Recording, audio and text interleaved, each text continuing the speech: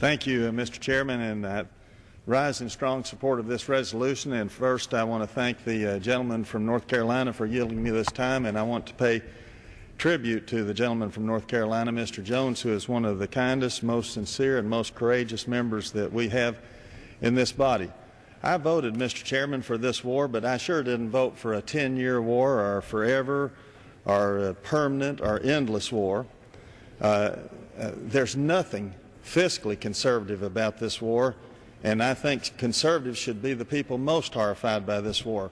Alfred Regnery, the publisher of the conservative American Spectator magazine, wrote last October, quote, "Afghanistan has little strategic value and the war is one of choice rather than necessity." And he added that it has, quote, "been a wasteful and frustrating decade." The worst thing about Iraq and Afghanistan, or certainly Afghanistan, is both wars really, is all the young people who have been killed, but it is also very sad, Mr. Chairman, that we've spent hundreds of billions of dollars, in fact some estimates 2 or 3 trillion now in direct and indirect costs to carry on these two very unnecessary wars. Our Constitution does not give us the authority to run another country, and that's basically what we've been doing. We've been doing more nation building and more civilian functions than anything else, and we've been turning the Department of Defense, at least in Iraq and Afghanistan, we've turned the Department of Defense into the Department of Foreign Aid. I had a conservative Republican elected official from my district in my office this past Monday.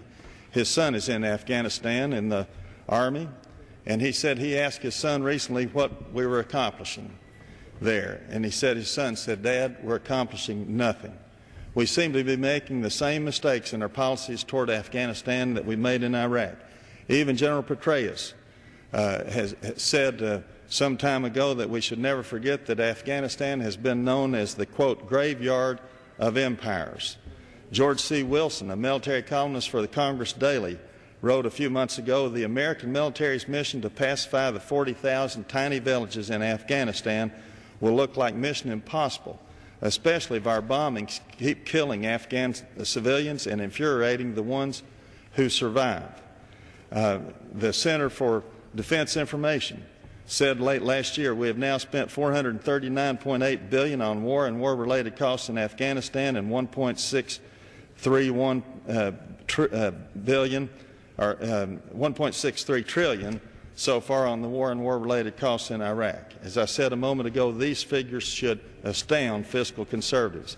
Georgiana Geyer, a syndicated columnist, wrote a few years ago, "Critics of the war have said since the beginning of the conflict that Americans, still strangely complacent about overseas wars being waged by minorities in their name, will inevitably come to a point where they will see they have to have a government that provides services at home or one that seeks empire across the globe." I just finished, Mr. Chairman, a few weeks ago, doing field hearings around the country in relation to the transportation, the highway bill. At each stop, and these were done in Oklahoma and Arkansas and West Virginia and West Tennessee, very conservative districts. And in each of those places, I said that it's time that we stop spending hundreds of billions on these unnecessary foreign wars and stop rebuilding in Iraq and Afghanistan and start rebuilding the United States of America. And each of those conservative districts, the people erupted into applause. Only 31% of the American people, according to the latest ABC Newsweek poll that just came out, think this war is still worth it. William F. Buckley, the conservative icon, wrote a few years ago he supported the war in Iraq and then he became disillusioned by it. And he wrote these words. He said, "A respect for the power of the United States is engendered by our success in engagements in which we take part. A point is reached when tenacity conveys..." Can I have 30 seconds more?